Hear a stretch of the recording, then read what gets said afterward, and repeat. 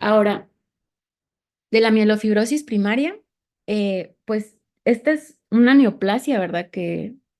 Clonal que se va a acompañar de una liberación inapropiada de citocinas y de factores de crecimiento que van a inducir que haya fibrosis a nivel de la médula y una hematopoiesis extramedular que generalmente pues va a presentarse en el vaso y a nivel también del hígado. Em, Estos pacientes, alrededor del 65% de los pacientes tienen una mutación tienen esta mutación de JAK2 en B617F. Alrededor de un 25% van a tener una alteración a nivel de la calreticulina, esta mutación en el exón 9, y un poco menos del 5 van a tener una mutación en MPL, pero sí se ha descrito que alrededor de un 5% de los pacientes podemos no tener mutaciones. Entonces, el diagnóstico en este particular grupo de pacientes es muy importante porque se queda solo como reservado a los hallazgos que nosotros tengamos en la médula ósea. Em, Recordemos también que la mielofibrosis, como ya lo mencioné en la primera diapositiva, puede evolucionar de ser, digamos, como una neoplasia mieloproliferativa de novo o evolucionar de una policitemia o de una trombocitemia esencial. Básicamente, no se conoce como un mecanismo molecular o alguna lesión genética que haga que los pacientes que tienen trombocitemia esencial y que tienen mielofibrosis, que tienen, perdón, policitemia vera, evolucionen a mielofibrosis. No se han identificado realmente. Pero lo que sí se describe es que los pacientes que tienen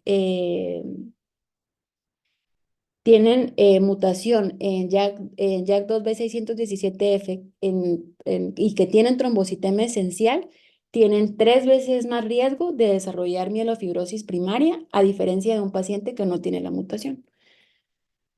De la epidemiología de esta enfermedad, pues afortunadamente también es menos frecuente que el resto. Se describe una incidencia de 0.8 a 2.1 personas por 100.000 al año.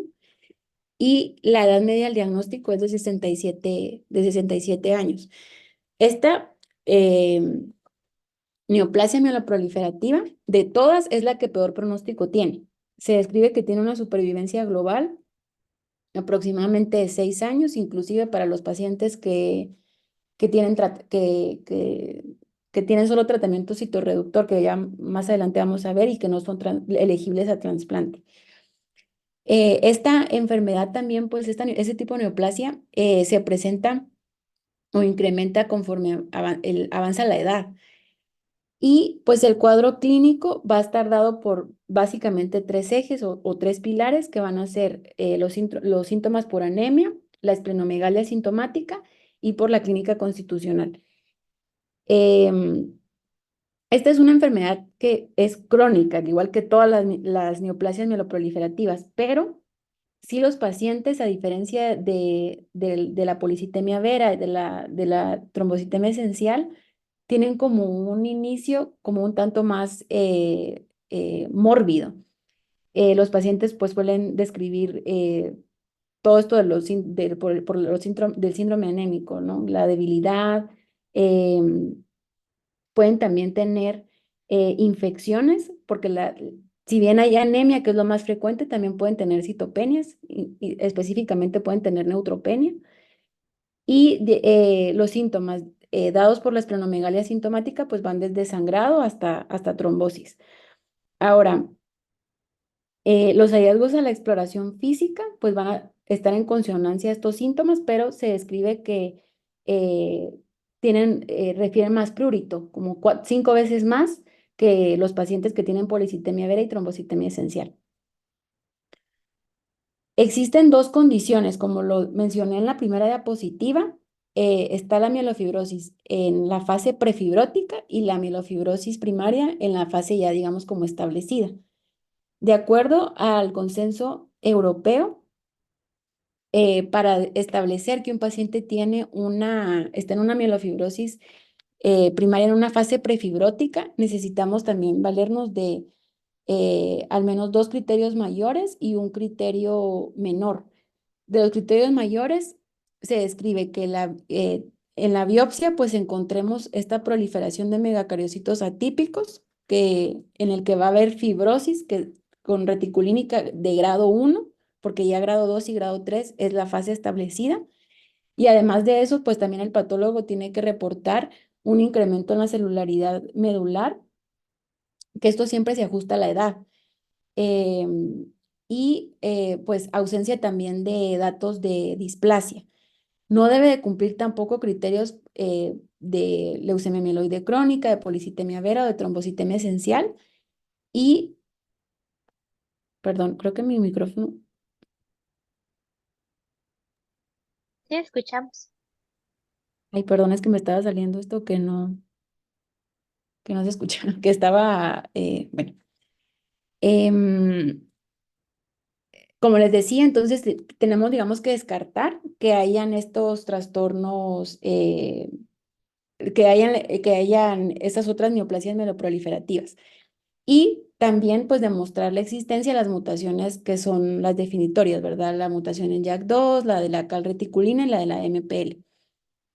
También debe de haber una ausencia de fibrosis reticulínica medular reactiva, que eso también puede ser dado por una neoplasia secundaria o por una inflamación. También la fibrosis reticulínica se presenta en pacientes con enfermedades autoinmunes, como por ejemplo lupus.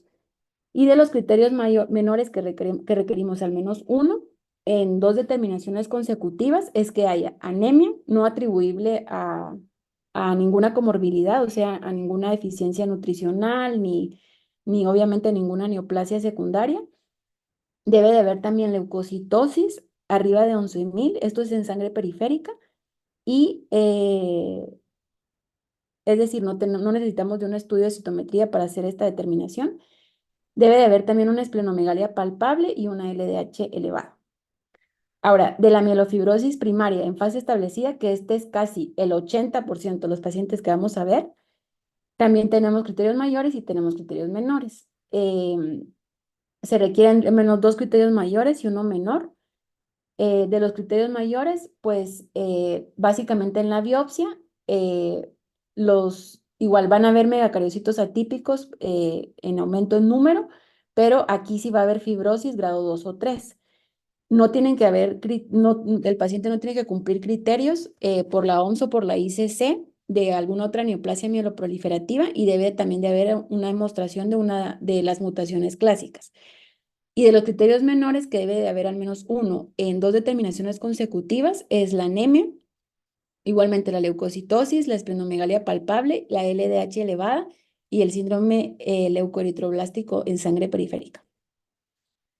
Ahora, de los modelos pronósticos y que establecen un riesgo, existen varios. En esta enfermedad existen como 6 modelos pronósticos. Los más utilizados son el IPS, el DIPS, que el DIPS es solo para seguimiento, y en los pacientes arriba de 70 años utilizamos el MIP 70.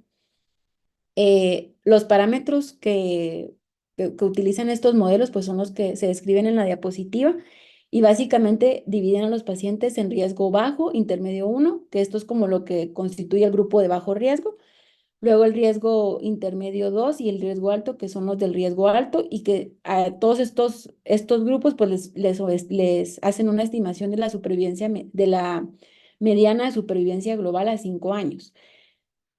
Em, Del tratamiento, no quiero como ahondar mucho en esto porque sí es un tanto complejo y que varía si la fase es prefibrótica, si es una fase establecida, dependiendo de las mutaciones también que tengamos, porque idealmente a los pacientes que tienen mielofibrosis primaria, bueno, en un mundo ideal los deberíamos de secuenciar, pero sino mínimamente hacerle mutaciones clásicas de leucemia mieloide aguda, porque estos pacientes tienen más riesgo de evolucionar a una leucemia mieloide aguda que, por ejemplo, un paciente con trombocitemia esencial o con policitemia vera. También, idealmente, pues les deberíamos de hacer cariotipo y todas las mutaciones definitorias. Y depende de eso el tratamiento. Pero así como en términos muy generales, el único tratamiento curativo en estos pacientes es el trasplante halogénico. Eh, lo malo de esto es que, digamos, el trasplante se asocia a una como elevada morbimortalidad. En general, estos pacientes, los pacientes que reciben un trasplante o tienen una pobre función de injerto o no injertan y tienen también un riesgo súper alto de hacer enfermedad de injerto contra enfermedad de injerto contra receptor crónica y aguda. eh, es como la neoplasia hematológica que es como más difícil de trasplantar y tiene muchísima mortalidad, como les digo, tanto en pacientes jóvenes, que son como los ideales para trasplantar, como en aquellos pacientes mayores de 60 años, que lamentablemente son como la mayor parte de los pacientes que tienen esta enfermedad, ¿verdad? Em, pero digamos que la supervivencia sí se eleva a más de 5 años que el resto con un trasplante. O sea, tampoco los resultados son pues súper prometedores con un trasplante, pero sí les incrementa, en términos muy generales, les incrementa la supervivencia global a más de 5 años.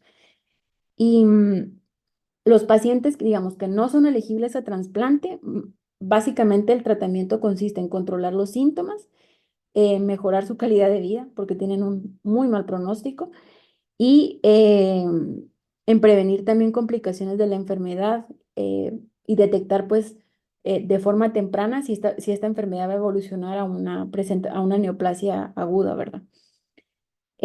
Ahora, los pacientes que tienen esplenomegalia sintomática, porque esto sí es algo con lo que se tienen que quedar.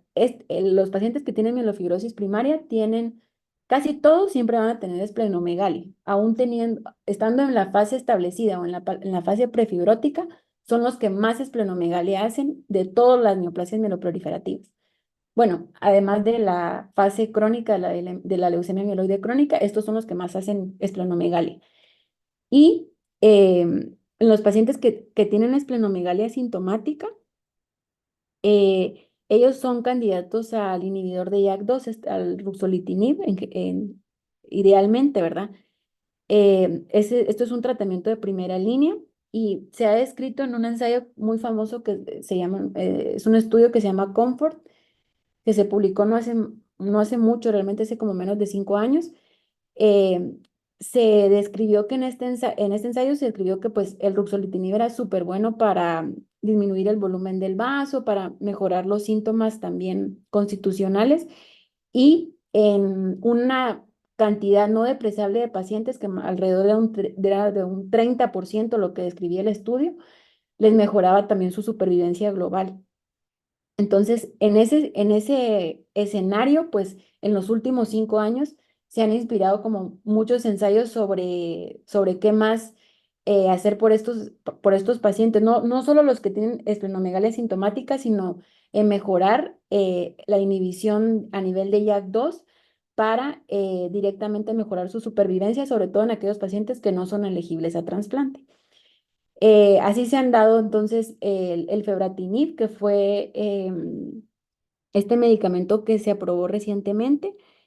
Eh, la utilidad de este tratamiento es básicamente en trombocitopenia moderada y cuando el ruxolitinib falla, o sea, es como un tratamiento de segunda línea. Otros de los tratamientos que han sido recientemente aprobados, de hecho el momelotinib se aprobó cuando yo era residente, creo que en el 2022.